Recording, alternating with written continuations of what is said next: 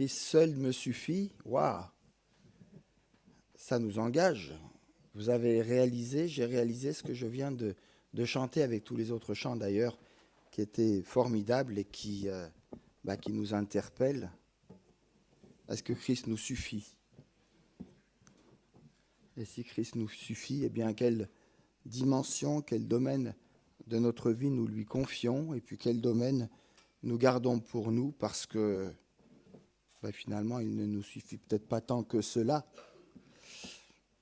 Que Dieu, en tout cas, nous fasse la grâce ce matin d'être touché par sa parole, que ce temps de louange qui nous a portés, qui nous a rapprochés du Seigneur, mais aussi les uns des autres, soit une occasion simplement de réaliser que Christ nous suffit et que Christ va nous suffire aussi ce matin. Et je me réjouis des préados, je ne sais pas où ils se cachent, mais ils sont là. Soyez bénis, que ce message aussi vous encourage pour que Christ puisse vous suffire aussi dans votre progression de vie, dans votre marche et votre connaissance du Seigneur Jésus. Voilà, je vous propose un texte ce matin, un texte connu qui se juxtapose avec un autre, mais on ne peut pas tout développer, il y aurait tant à dire sur ces textes.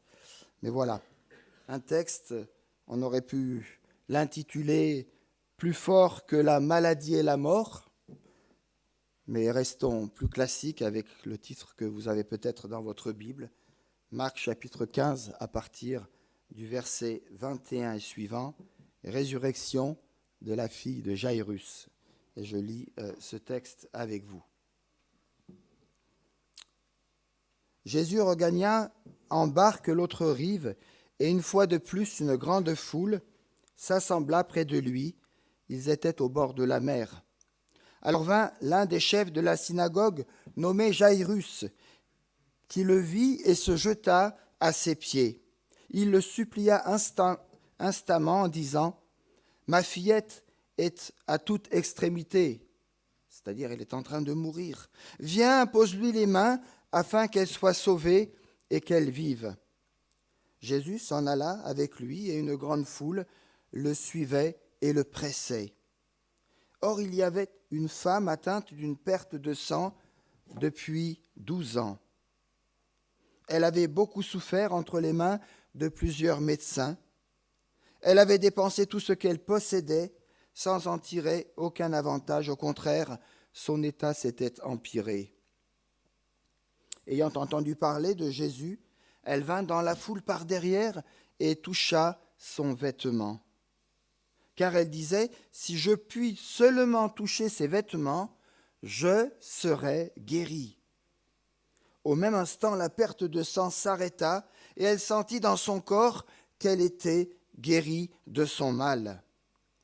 Jésus lui dit, ma fille, c'est une femme, mais Dieu l'appelle ma fille. Ma fille, ta foi t'a sauvée, va en paix et sois guérie de ton mal. Il parlait encore lorsque survint de chez le chef de la synagogue des gens qui dirent « Ta fille est morte, pourquoi importuner encore le maître ?» Mais Jésus, sans tenir compte de ces paroles, dit au chef de la synagogue « Sois sans crainte, crois seulement. » Et il ne permit à personne de l'accompagner, si ce n'est à Pierre, à Jacques et Jean, frères de Jacques. Ils arrivèrent à la maison du chef de la synagogue où Jésus vit qu'il y avait du tumulte et des gens qui pleuraient et qui poussaient des cris retentissants. Il entra et leur dit « Pourquoi ce tumulte et ces pleurs ? L'enfant n'est pas morte, mais elle dort. » Ils se moquaient de lui. Alors, il les fait tous sortir, prit avec lui le père et la mère de l'enfant, de même que ceux qui l'avaient accompagné, et entra là où se trouvait l'enfant. Il saisit l'enfant par la main et lui dit « Talitha Koumi », ce qui se traduit par « Jeune fille, lève-toi, je te le dis ». Aussitôt, la jeune fille se leva et se mit à marcher, car elle avait 12 ans. Ils en furent hors d'eux-mêmes, frappés d'un grand étonnement. Jésus leur fit de vives recommandations afin que personne ne le sache, et il leur dit encore, donnez à manger à la jeune fille. Voilà, que Dieu bénisse ce texte que nous venons de lire ensemble. Une double guérison. Ce nouvel épisode suit la guérison d'un démoniaque que Jésus vient de délivrer, et parce que la manière quelque peu étrange d'agir du Seigneur a choqué les habitants, on lui demande instamment de quitter la région. Jésus et ses disciples repartent alors sur l'autre rive de la Galilée, certainement à Capernaum. Et comme les fois précédentes, une grande foule s'était assemblée près de Jésus, alors qu'il était encore au bord de la mer. Comme vous avez pu le constater, notre passage, notre lecture de ce matin, contient deux récits, deux en un. Une structure ici qui se superpose, parce que le premier récit, celui de la résurrection de la fille de Jairus, est coupé en deux par l'incident de la femme atteinte d'hémorragie, de perte de sang. Et dans cette foule nombreuse se trouvent nos deux personnages. Jairus, un chef connu de la synagogue, et une femme atteinte d'hémorragie depuis 12 ans. Tous les deux souffraient de douleurs. Pour Jairus, c'était, mais pas que ça, mais au moins une douleur émotionnelle, une douleur spirituelle. Et pour la femme, ce n'était pas que cela, mais on peut dire une douleur physique et une douleur spirituelle. Qui était Jairus ? Jairus était membre du conseil des anciens d'une synagogue. Il était manifestement aisé et disposait d'un certain nombre de serviteurs. Mais il oublie son rang et ne craint pas d'aborder publiquement ce rabbi qu'était Jésus de Nazareth. Il se jette même à ses pieds, attitude typiquement orientale, exprimant le respect, mais aussi ici dans notre texte, son désarroi et sa grande détresse. Sa fille, son unique enfant, selon l'évangile de Luc, va mourir ou est en train de mourir. Jairus se fait donc suppliant, priant. Il demande à Jésus de l'accompagner chez lui pour guérir sa fille. Jairus était un responsable aussi de l'administration des choses matérielles de la synagogue qui gérait les réunions et de culte. C'était un chef respecté de la communauté qui ne figurait pas parmi les chefs religieux hostiles à Jésus en particulier. Il était certainement connu de Jésus et il a pu intervenir ici ou là pour que Jésus puisse facilement enseigner aussi dans cette synagogue. Jairus, un homme respecté par sa marche avec Dieu, par sa consécration et sa foi en Dieu. Mais en contraste avec ce que certains pensent, et ça a été rappelé tout à l'heure, marcher avec Dieu, vivre dans la sainteté et la foi, ancré dans la parole de Dieu, ne garantissent pas que notre vie sera sans problème ni maladie, ni même tremblement de terre. La fille de Jairus a 12 ans, mais elle souffre d'une maladie en phase terminale. Jairus est à l'extrémité. Il n'a plus d'espoir. Sa fille est mourante. La fin s'approche à grands pas. Il ne sait plus que faire. Quelque part dans ces deux personnages, j'ai l'impression que nous pouvons nous retrouver aussi, chacun d'entre nous.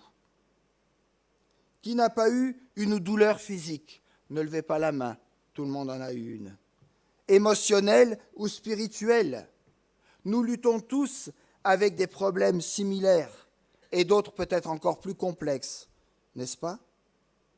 Et il y a des moments où nous nous posons des questions comme, et moi je m'en pose de temps en temps, ne vous étonnez pas.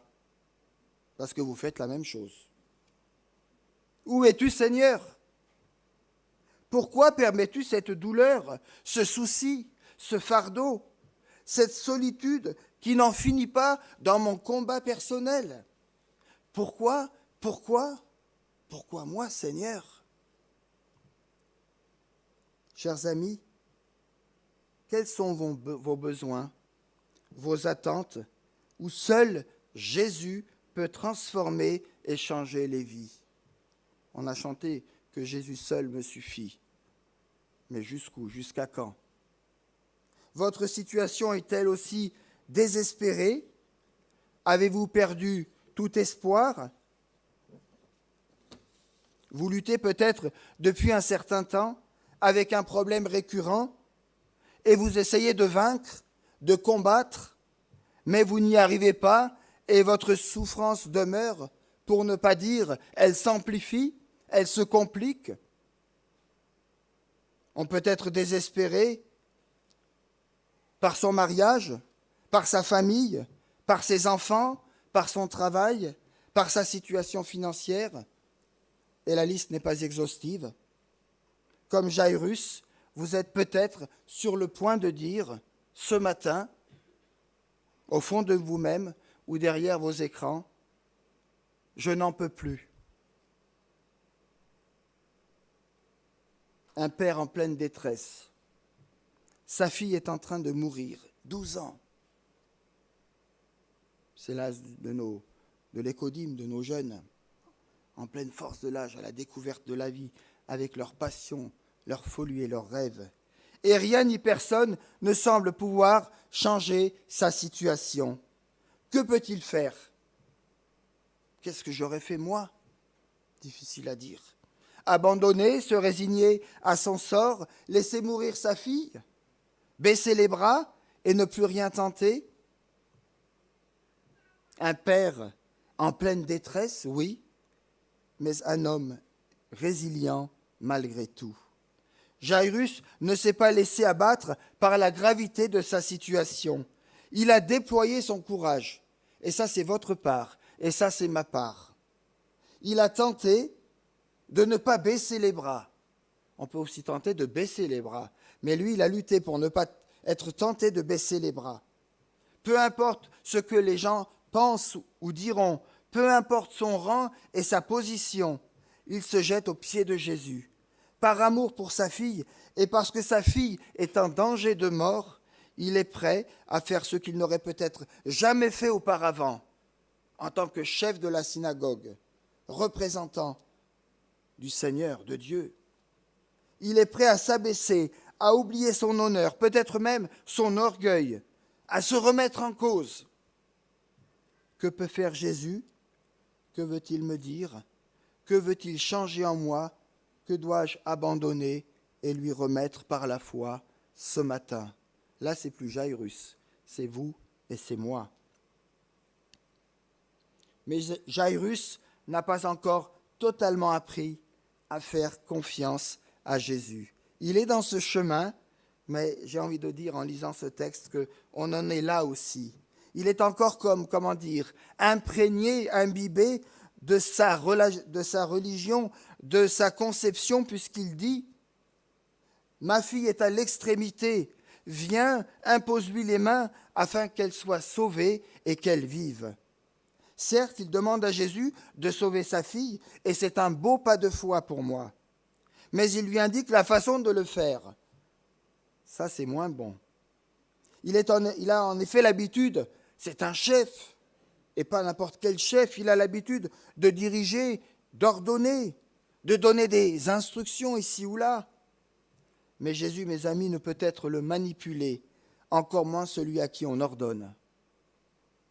Et Jairus indique à Jésus comment il doit sauver, comment il doit guérir et comment il doit agir.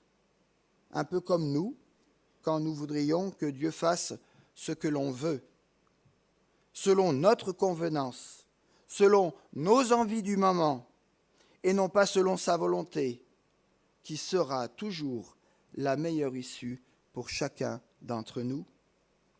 Un amour qui aime.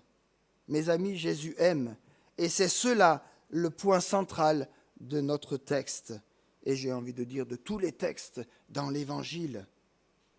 Jésus aime et la fille, et l'adolescente, la préadolescente, et le chef de la synagogue. Alors il va ressusciter sa fille, mais aussi apprendre à Jairus quelque chose de puissant et d'incontournable. Lui faire vraiment confiance, indépendamment des circonstances et des raisonnements humains. Sa fille est mourante, et il est urgent de faire quelque chose pour elle. Et Jairus attend un geste de la part de Jésus. Attends-tu un geste de la part de Jésus ce matin? Le geste viendra, mais pas à l'heure indiquée par Jairus, ni de la façon qu'il a indiquée à Jésus.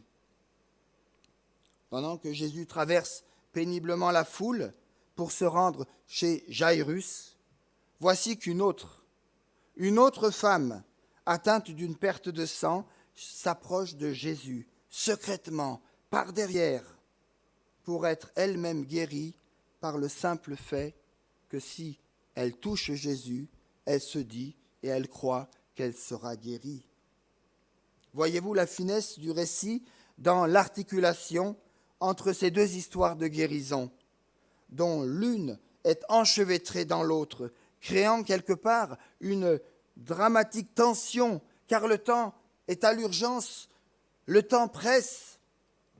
Et pendant que Jésus est retenu par la femme atteinte d'une perte de sang, l'autre, la plus jeune, la préadolescente, se meurt. Et plus le temps passe, plus Jésus risque d'arriver trop tard dans la maison de Jairus. Deux figures qui s'opposent. Celle atteinte d'une perte de sang est impure, du fait de sa maladie qui n'est certainement pas choisie au hasard dans notre texte. Le sang qui se perd inutilement est, dans la tradition juive, apparenté au domaine de la mort. Cette femme est donc totalement exclue de la société, comme le précise le livre du Lévitique. Je vous renvoie au chapitre 15. Et si elle est dans cet état, c'est certainement parce qu'elle a péché. Depuis 12 ans, vous vous rendez compte? Et donc il est interdit pour elle d'apparaître en public, a fortiori de se mêler à la foule, a fortiori de toucher quelqu'un, a fortiori de toucher un homme, a fortiori de toucher Jésus qui lui-même va par la suite aller au chevet de cette fille pour la toucher elle-même. Toucher Jésus dans son état et par surprise est et était totalement inacceptable à l'époque, pour l'époque. Elle est donc doublement rejetée, d'abord à cause de son état, ensuite à cause de son comportement scandaleux qui est quelque part un nouveau péché. La plus jeune, elle, appartient à l'élite, à une famille tout à fait convenable, comme chacun d'entre nous, n'est-ce pas? Pieuse, bien pensante, une jeune fille donc de 12 ans qui a l'âge de devenir une femme. Une femme? Eh oui, parce que en Orient, à cette époque, on mariait les filles de 12 ans. Waouh! Mais la mort la surprend avant qu'elle devienne femme. Les chiffres sont là pour nous le faire comprendre. La plus âgée a cessé d'être femme depuis sa perte de sang, il y a 12 ans. La plus jeune, elle, se meurt à 12 ans avant de devenir femme.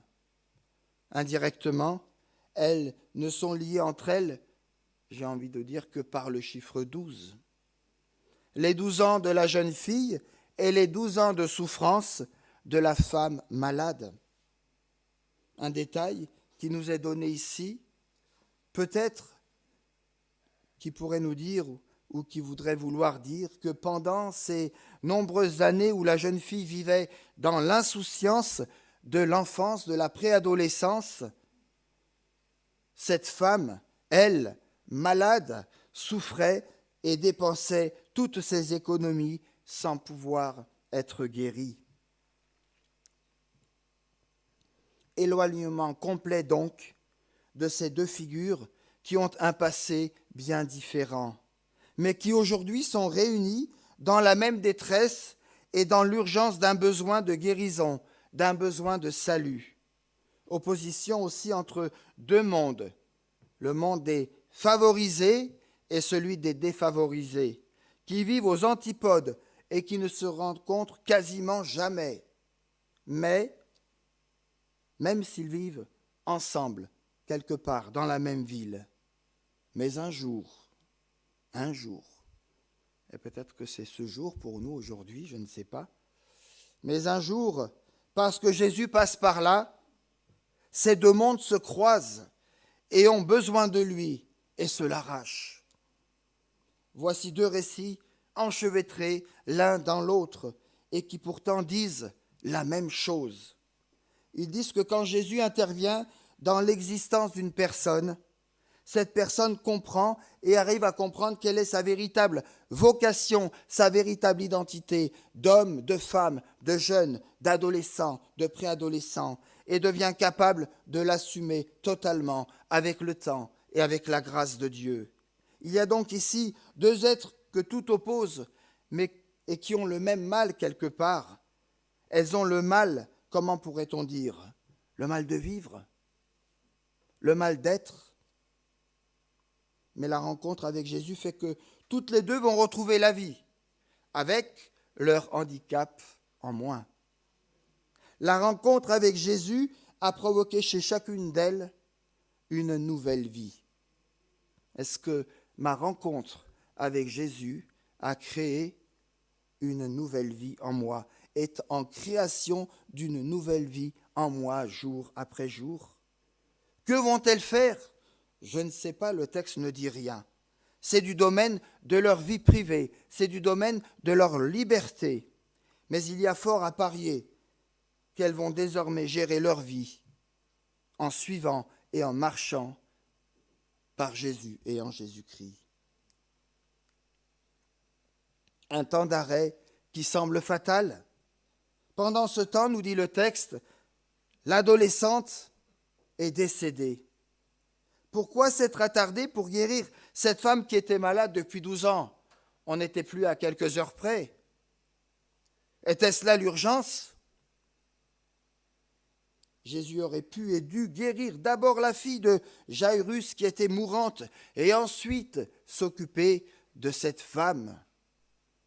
Logique humaine, mais qui n'est pas toujours la logique de Dieu. Dieu avait son plan. Non seulement il voulait guérir cette femme et la fille de Jairus, mais il voulait aussi permettre aux personnes impliquées de faire un pas de foi et de lui faire entièrement confiance. Chers amis, avec Jésus, il n'est jamais trop tard. Rien ni personne ne peut arrêter Jésus dans ses actes d'amour, ni dans le fait de glorifier son Père. Jésus entend les paroles des messagers qui annoncent la mort de la fille, donc une triste nouvelle, mais il ne se laisse pas déconcerter pour autant. Jésus reste ferme dans sa démarche. Et voilà ce qu'il dit et ce qu'il dira encore à Jairus. Ne crains pas, crois seulement. C'est simple. Ne crains pas, crois seulement. Que faisons-nous de cette parole? Qu'est-ce que cette parole est en train de nous dire? Qu'est-ce que cette parole est en train de faire en nous ce matin? Difficile pour Jairus de croire. Sa fille vient de mourir. Ne crains pas, crois seulement. C'est pas grave, ta fille vient de mourir.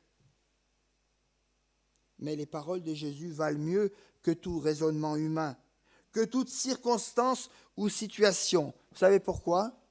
Parce qu'elles sont et elles seront toujours des paroles de vie, jamais des paroles de mort. La foi est une ferme obéissance inconditionnelle. Ou on aurait pu dire, la foi est cette force obéissante, inconditionnelle. C'est pareil. Humainement, pour la fille de Jairus, il n'y a plus d'espoir. Mais Jésus dit, ne crains rien, crois seulement. Qu'est-ce que ça veut dire? Ça veut dire que quand je prends cette parole, non pas à la légère, mais dans la puissance de ce qu'elle est en train de me dire, eh bien je prends le risque de croire que Dieu va vraiment me répondre. Aussi simplement que cela. Il y a un risque de croire, comme il y a un risque de ne pas croire. Jésus entre dans la maison de Jairus et dit, pourquoi faites-vous tant de bruit et pourquoi pleurez-vous? En effet, dans la maison, le rituel compliqué du deuil juif avait déjà commencé. On est là dans toute une tradition respectueuse et qu'il nous faut respecter. De même, lors d'un mariage, on louait le service de chanteurs, de chanteuses. Lors d'un deuil, on faisait venir des pleureurs professionnels. Ça peut nous étonner. Alors, je ne sais pas comment ils se forçaient à pleurer jusqu'à ce que ça vienne, mais c'était des pleureurs ou des pleureuses professionnelles. Quand Jésus arrive et qu'il entre dans la maison, il va réprimander ces pleureuses. L'enfant n'est pas morte, leur dit-il, mais elle dort.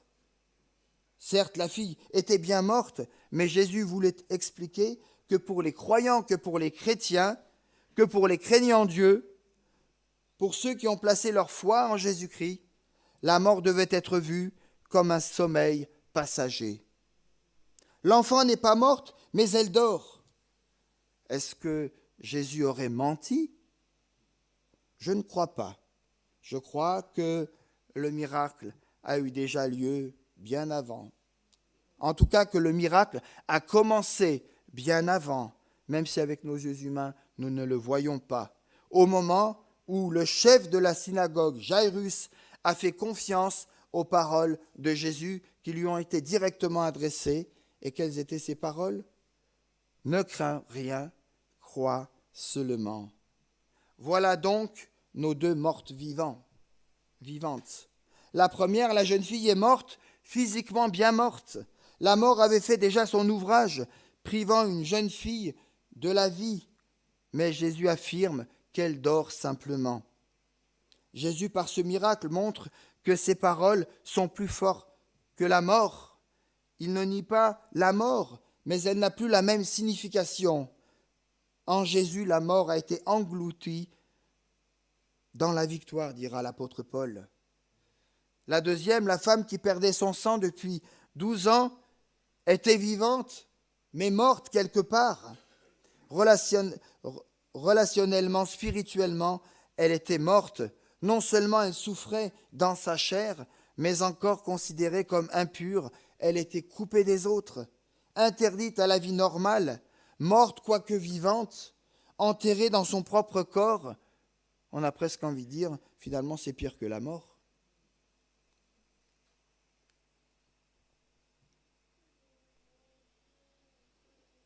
Ne crains rien, crois seulement. Signifie alors qu'il ne faut pas craindre la mort. Jésus a tout vaincu, et si nous faisons confiance en ses paroles, nous n'avons plus besoin de craindre quoi que ce soit, car l'amour de Dieu bannit la crainte. L'amour de Dieu bannit toutes mes craintes. Vous savez, chaque fois que je crains quelque chose ou quelqu'un, et ça m'arrive encore, moi personnellement, c'est que je n'ai pas encore mesuré pleinement, totalement, la pleine puissance de l'amour de Dieu qui m'entoure et qui est capable de me relever de toutes mes morts. Pas simplement mes morts ou ma mort physique. Il y a tant d'autres formes de mort. Véritablement, c'est l'amour de Dieu qui chasse mes craintes dans la mesure où je fais confiance à son amour, où j'ai décidé de faire confiance à son amour. Mes amis, nous aussi, nous sommes peut-être des morts vivants. À partir du moment où quelque chose nous empêche d'avancer, nous empêche de rectifier nos égarements, nous empêche d'aimer, nous empêche de faire confiance, nous ressemblons quelque part, ce n'est qu'une image, rassurez-vous, à des morts vivants. Mais ce n'est pas le projet de Dieu pour ta vie, pour ma vie. Dieu ne veut pas qu'il en soit ainsi. Nous sommes ce matin appelés à saisir toute l'étendue de son amour, apprendre à faire confiance dans les paroles de Dieu, de ce Dieu à qui aucune mort ne fait et ne fera peur. Crois seulement. Tu n'as plus besoin de craindre quoi que ce soit, car cette parole est aussi pour toi ce matin. Mes amis, quand Jésus s'intéresse à la vie de quelqu'un, c'est pour lui permettre de se dépasser, d'accomplir sa destinée d'être humain. Par ce récit, par cette histoire que nous avons lue ensemble, Dieu nous suggère quelque part la méthode à suivre. Si nous voulons être pleinement témoins de Jésus auprès des autres et connaître le bonheur de toute la puissance dans nos vies, nous avons parlé tout à l'heure dans la louange de la joie de Dieu, nous devons dépasser les handicaps et les aliénations qui nous perturbent ici ou là et choisir la vie que Dieu nous offre. Choisir la vie. Personne ne pourra choisir à ta place. C'est à ce prix-là de confiance et d'obéissance que nous connaîtrons la véritable délivrance et la bénédiction qui nous est promise. N'oublions jamais que lorsque Jésus rend la vie à une personne, la délivre de son mal-être, c'est pour la laisser vivre dans sa dimension d'amour et de confiance qu'il lui porte. Va en paix, dit-il à la première, sachant qu'elle sera capable de gérer toute seule le retour à la vie qu'elle vient de retrouver. Quant à la plus jeune, à notre préadolescente, en âge de le devenir, il recommande qu'on lui donne à manger. Intéressant. C'est-à-dire qu'on lui donne les éléments de subsistance dont elle a besoin à cette période et à ce temps de sa vie. Pour le reste, elle s'en chargera elle-même, car elle est en devenir, elle est en chemin pour devenir progressivement adulte et femme, ou adulte et homme. Dieu lui accordera les capacités dont elle aura besoin. Oui, Jésus fait confiance aux gens qu'il sauve. Intéressant, hein? Dieu ne nous sauve pas pour nous sauver. Dieu nous fait confiance au moment où il nous sauve. Dieu il nous fait confiance au moment où nous sommes en détresse et où il intervient. Il n'y a pas besoin ici que les hommes, que la société ou que même l'Église en rajoute. Si Jésus libère des contraintes et des obstacles qui mènent à la mort, il n'impose en contrepartie aucune condition pour vivre la liberté qu'il nous propose. La vie qu'offre Jésus est une vie sans contrainte. Ce qu'il attend de nous, c'est que nous demeurions en lui, attachés à ses valeurs de vie et qui nous sont indispensables, mais aussi unis à lui par le lien de sa parole, qui nourrit notre foi, et de l'Esprit Saint, qui scelle en nous la vie dans sa présence et sa conduite, ici et maintenant. Chers amis, nos besoins, vos, nos maladies, nos luttes ne sont pas sans ressources, car Jésus les voit avec une dimension spirituelle, en tant que Dieu, en tant que Père céleste, avec une dimension divine. Ne crains point, crois seulement. Regardez vos difficultés avec la foi et non avec la crainte. Regardez vos situations comme Jésus les voit et non comme le diable voudrait vous les présenter. Regardons-les à la lumière de ses promesses. Talitha Koumi, c'est dans la tranquillité et le repos que sera votre salut.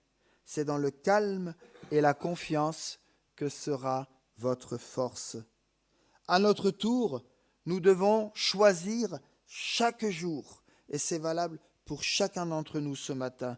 Choisir chaque jour, et parfois à chaque jour, à chaque heure de la journée, entre quoi? Entre l'Éternel et nos ambitions humaines, entre l'attente patiente du secours divin ou les multiples appuis humains que nous mettons ou que nous prenons à notre disposition, entre la douce tranquillité que Jésus nous propose et nos situations de panique que parfois nous programmons nous-mêmes. Le miracle ne peut s'opérer entouré d'incrédules et de moqueurs. Alors Jésus fait sortir les pleureurs, les pleureuses. Il y a maintenant le calme dans la maison, la paix de l'attente, la paix de la promesse. Talitha Koumi, jeune fille, lève-toi, prends position en mon nom. Chers amis, Dieu a une solution pour chacune de nos difficultés, de nos besoins du moment, pour un péché, pour une souffrance, une détresse, un dérapage qui nous déchire. Il nous dit, lève-toi, choisis la vie. Dieu en Jésus-Christ s'est approché de chacun d'entre nous. Il le fait encore ce matin pour que par la foi, nous puissions le toucher et recevoir le pardon de toutes nos fautes, la guérison intérieure et extérieure et le salut éternel que nous attendons surtout et qui se rapproche de nous jour après jour. Jésus reste disponible pour tous parce qu'il donne à ceux qui le cherchent de tout leur cœur sa présence, son onction, sa protection, son assurance, sa solution et surtout, encore une fois, l'assurance de la vie éternelle à ses côtés. Nul ne vous ravira de ma main, nous dit encore la parole de Dieu. Présence et intervention qui ne s'imposent pas et qui restent souvent discrètes, mais qui répondent parfaitement à une demande pressante et qui traversent les histoires et qui traversent aujourd'hui notre propre histoire. Présence et paroles de vie qui traversent aussi l'espace et le temps et qui nous redisent ce matin, ce beau texte emprunté d'Ésaïe, chapitre 30, verset 18. L'Éternel désire vous faire grâce et il se lèvera pour avoir compassion de vous, car l'Éternel est un Dieu juste. Heureux, heureuses tous ceux qui espèrent en lui. Que la puissance de vie du Christ ressuscité nous atteigne et nous relève de nos souffrances et de nos résignations, pour qu'à sa suite, nous vivions par l'Esprit qui nous habite et qui veut nous rendre victorieux. Talitha Koumi, lève-toi au nom